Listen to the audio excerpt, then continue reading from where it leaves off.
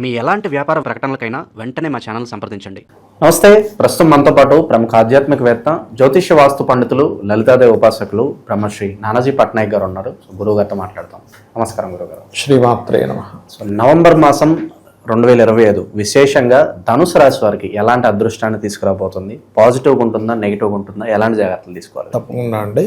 First of all ఏంటంటే ప్రతి లగ్నం కానీ రాశి కానివ్వండి, గోచారంలో ఉండే గ్రహాలు ఒక పాజిటివ్ థింగ్ని, ఒక జాగ్రత్తని చెప్తూ ఉంటాయి. అయితే ఈ విషయాలు చెప్తుంది నేనైనప్పటికీ కూడా చెప్పేసిన సాక్షాత్తులు తామవారిగా భావిస్తూ, అయితే మన గోచార గ్రహాలు ఎలాగున్నా దానికి సంబంధించిన రెమెడీ కనుక మనం చేసుకుంటూ ఉంటే చాలా చిన్నవి, పెద్దగా ఏం అక్కర్లేదు, ఖచ్చితంగా బాగుంటుంది. అయితే వీళ్ళకి ఇప్పుడున్నటువంటి గ్రహస్థితిలో పర్టికులర్గా 1-2 తేదీలు కొంచెం ప్రయాణ సూచనలు చూపిస్తున్నాయి. 1-2 తేదీలు ముఖ్యంగా. అలాగే ఈ మంత్ 12వ తేదీ వరకు కొంచెం ఇంటి దగ్గర తక్కువగా ఉండడం, వేరే ప్రాంతాలకు ఎక్కువ తిరగడం అనేటువంటిది చాలా స్పష్టంగా చూపిస్తుంది. అలాగే కొన్ని రీసెర్చెస్ చేస్తుంటారు. ఎందుకంటే లగ్నాధిపతి అష్టమ స్థానంలో కర్కాటక రాశిలో ఉన్నందుకు రీసెర్చ్ రిలేటెడ్గా వీళ్ళు ఏదైతే ప్రయత్నాలు చేస్తుంటారో ఆ యొక్క ప్రయత్నాలు ఖచ్చితంగా సఫలీకృతం అవుతాయి. అలాగే తండ్రి గారి ఆస్తికి సంబంధించినటువంటి విషయంలో కూడా, ఎందుకంటే 12వ స్థానంలో కుజుడు బుధుడు ఉన్నాడు కదా, కాబట్టి కొంచెం గొడవల్లాగా ఏర్పడి దాని తర్వాత వీళ్ళకి రావడం. మొదటి 10 రోజులు కొంచెం తండ్రి ఆస్తి విషయంలోని, లేకపోతే తండ్రికి సంబంధించిన ఏదైనా ఒక ఇన్వెస్ట్మెంట్స్ విషయంలో, వీళ్ళు ఏదైనా ఇన్వెస్ట్మెంట్ చేసేటువంటి అంశాల్లో కొంచెం స్ట్రెస్ అది ఉంటుంది. అయితే 3లో వీళ్ళకి రాహు ఉన్నందుకు కొద్దిగా అంటే ధైర్యం చేయడం, ఏదైనా మనం ఏదైనా ఒకటి అనుకున్నప్పుడు దానికోసం కొంచెం గట్టిగా ప్రయత్నం చేయడము, ధైర్యం చేయడము, విదేశాల్లో ఉండేటువంటి సిబ్లింగ్స్ ఎవరైనా సరే వాళ్ళ యొక్క సహకారం అందడం, ఇటువంటివి బలంగా చూపిస్తుంది. అయితే 4లో ఉన్నటువంటి శని మాత్రం కొద్దిగా ప్లేస్ ఆఫ్ చేంజ్ ఉంటుంది అని చూపిస్తుంది. ఎందుకంటే ఇక్కడ 4లో వక్రించిన శని గురువు చేత చూడబడుతున్నాడు. ఎప్పుడైతే గురువు చేత చూడబడుతున్నటువంటి శని ఉన్నాడో మారడం వల్ల కొంత మంచి కూడా జరుగుతుంది. ఇక్కడ దాన్ని కూడా మనం తీసుకోవచ్చు పరిగణనలోకి. అలాగే ఇష్టపడిన వారిని వివాహం చేసుకోవాలనేటువంటి ప్రయత్నం ఏదైతే ఉందో పర్టికులర్గా వీళ్ళకి 12వ తేదీ తర్వాత నుంచి చాలా సఫలీకృతం అవుతుంది. అలాగే సెకండ్ సంతానం కోసం, ఇప్పుడు ఫస్ట్ సంతానం ఆల్రెడీ ఉంటుంది కానీ ఎప్పటి నుంచో ప్రయత్నం చేస్తూ ఉంటారు సెకండ్ చైల్డ్ కోసం, వాళ్ళకి 12 తర్వాత నుంచి అనుకూలత బాగుంది. ఎందుకంటే ఇప్పుడు గురువు ఏమైపోయాడంటే కర్కాటకంలోకి వచ్చేసి మళ్ళీ ఇప్పుడు 12వ తేదీ నుంచి వక్రిస్తాడు. వక్రించినందుకు ఏంటంటే, ఒకటి వివాహ సంబంధించినటువంటి అంశాలలో అనుకూలత, రెండవది వచ్చేసి సెకండ్ చైల్డ్ కోసం చేసే ప్రయత్నంలో అనుకూలత అనేటువంటిది ఇస్తాడు.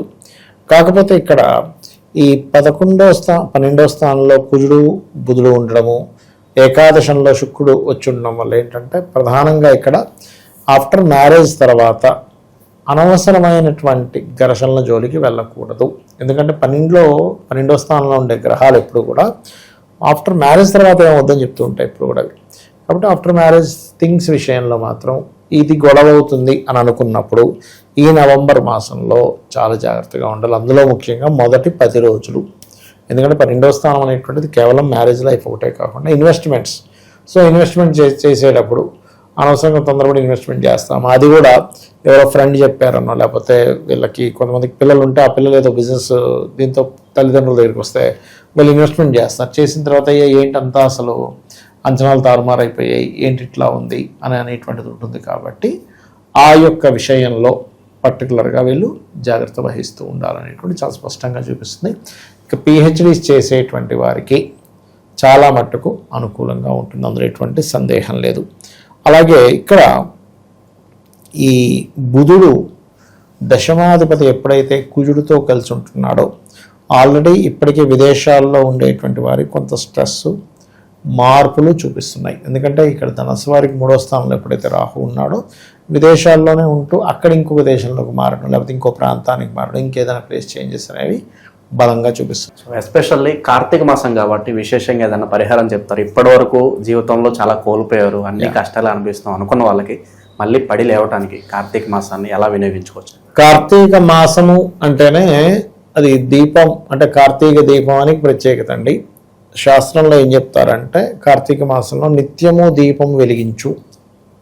అందులో కొంతమంది 365 ఒత్తులు కూడా వెలిగిస్తారంటే, చాలామంది ఏం చేస్తారంటే సింగిల్ ఒత్తి పెడతారు, కాదు డబల్ ఒత్తులు పెట్టి 365 పెట్టాలి. 3 ఒత్తులు కూడా కలిపి పెడతారు కొంతమంది. అయితే ఇక్కడ 3 ఒత్తులు కలిపి పెట్టడం ఇంకా విశేషం. ఈ కార్తీక మాసంలో వీళ్ళకి ఉద్యోగ సంబంధించిన విషయంలో మరింత బాగుండాలి అంటే కనుక ఎర్ర ఒత్తులు అని ఉంటాయి, అంటే కుంకుమతో చేసిన ఒత్తులు వెలిగించడం చాలా మంచిది. ఎందుకంటే 12లో ఉండేటువంటి కుజుడితో కదా దశమాధిపతి కలిసి ఉన్నాడు. ఇక్కడ దశమాధిపతి మాత్రమే కాకుండా సప్తమ స్థానాధిపతి కూడా అవుతున్నాడు. కాబట్టి ఇది వివాహానికి పనిచేస్తుంది. ఈ యొక్క ప్రక్రియ ఉద్యోగ సంబంధించిన వాటికి కూడా పనిచేస్తుంది. కార్తీక మాసంలో ఎర్ర ఒత్తులతో దీపం వెలిగించడం అనేటువంటిది. కొత్తగా మాకు అవకాశాలు రావాలి, సమాజంలో కొంత పేరు గుర్తింపు రావాలనుకున్న వాళ్ళు ఎలా ఉంటుంది ప్రత్యేకంగా? ఇక్కడ ఒకటేంటంటే పేరునిచ్చేటువంటి గ్రహం రవి చెప్పాలంటే. అయితే రవి లాభంలో ఉండడం మంచిదే. అయితే కేవలం లాభంలో ఉంటే అది నీచ స్థానంలో ఉంది కాబట్టి పెద్దగా ఫలించదు. కానీ 2వ తేదీ నుంచి ఎప్పుడైతే లాభంలో ఉంటూ పర్టికులర్గా ఒక 15 రోజులు అంటే 2nd to 17th వరకు సక్సెస్ రేట్ని అయితే రవిస్తున్నాడు నీచభంగ రాజయోగంలో, భాగ్యాధిపతి లాభంలో ఉండడం వల్ల. అయితే ఈ సక్సెస్లో ఎక్కడా మనకి ఆగకూడదు అనుకుంటే గణపతి యొక్క ఆరాధన, గణపతి క్షేత్రాలకు వెళ్ళడం ద్వారా వీళ్ళకి సక్సెస్ రేట్ అనేది కొంచెం పెరుగుతుంది, పేరు ప్రఖ్యాతలు కూడా వస్తాయి. బికాజ్ ఆఫ్ శుక్రుడు యొక్క స్థితిగతులు అలా ఉన్నాయి. కాకపోతే ఏంటంటే కొంచెం ఏకాదశ శుక్రుడు ఉన్నప్పుడు కొంచెం జీవిత భాగస్వామితో దూరంగా వెళ్ళడం, అంటే కొన్ని కేసెస్లో ఎలా ఉంటాయంటే వాళ్ళ పర్సనల్ చార్ట్లో కేవలం ఉద్యోగరీత్యా దూరంగా వెళ్ళే యోగాలు ఉన్నాయనుకోండి, అప్పుడు ఆ రకంగా దూరం అవుతుంది. లేదు వాళ్ళ పర్సనల్ చార్ట్లో జీవిత భాగస్వామితో గొడవలు ఉన్నాయి, ఇప్పుడు ఉండేటువంటి ఏకాదశంలో శుక్రుడు 12లో ఉండేటువంటి కుజబుధుడు ఏం చేస్తారంటే ఒక ఘర్షణని క్రియేట్ చేసి దూరం చేస్తుంది. కాబట్టి వాటి జోలికి వెళ్లకుండా ఉండడం మంచిది ఇప్పుడు ఉండేటువంటి గ్రహస్థితి రీత్యా. వీళ్ళు ఉద్యోగాలు పోయే అవకాశాలు అన్నా కనిపిస్తున్నాయి, అంత ఇబ్బందికర పరిస్థితుల్లో ఏమన్నా ఉంటాయి? అంటే కొంచెం విదేశాల్లో ఉండేటువంటి వారికి మాత్రం కొంచెం ఉద్యోగ సంబంధించిన విషయంలో మార్పు చూపిస్తుందండి. అయితే ఈ మార్పును మనం ఎట్లాగా తీసుకోవాలి, దీని నుంచి అసలు బయటపడడం ఎలాగా అంటే ప్రతి జాతకానికి కూడా ఒక పర్టికులర్ టైం మార్పు ఉంటుంది, బట్ అది పర్సనల్ చార్ట్. కానీ ఇక్కడ వీళ్ళకు ఉండేటువంటి గోచారంలో 10th లార్డ్ బుధుడు ఎప్పుడైతే 12th హౌస్లో కుజుడితో ఉన్నాడో ఇది మార్పుని ఇస్తుంది, అందులో సందేహం లేదు. అయితే దేనివల్ల ఇస్తుంది మార్పు అనేది మనం పట్టుకోవాలి. ఇప్పుడు ఒక్కోసారి చూడండి, మనం చేసే జాబ్లో ఏదో మిస్కమ్యూనికేషన్, దానివల్ల కొంత వాదన. ఎందుకంటే 10th లార్డ్ వచ్చి వాదనా యోగంలో కూర్చున్నాడు కుజుడితో, కాబట్టి అనవసరంగా మనకి వాదనలు వస్తాయి అనుకున్నప్పుడు కొంచెం జాగ్రత్తగా ఉండాలి. అలాగే ఇష్టపడిన వారిని వివాహం చేసుకోవడానికి అనుకూలిస్తుంది మళ్ళీ అది, ఎందుకంటే 7వ అధిపతి 5వ అధిపతి కదా. కాకపోతే ఏదైనా ఇష్టపడిన వారిని వివాహం చేసుకోవాలన్నా కొంచెం స్ట్రెస్ఫుల్గానే వెళ్తూ ఉంటుంది. ఉద్యోగంలో ఇప్పుడు పలానా వ్యక్తిని డిసైడ్ చేశారు, పలానా దేశానికి పంపిద్దాం, ఆస్ట్రేలియానో యూకేనో సంథింగ్, లాస్ట్ మినిట్కి వచ్చేసరికి మళ్ళీ మారుస్తున్నాం ఉంటుంది, దానివల్ల కొంత స్ట్రెస్ ఇట్లాంటివి ఉంటాయి.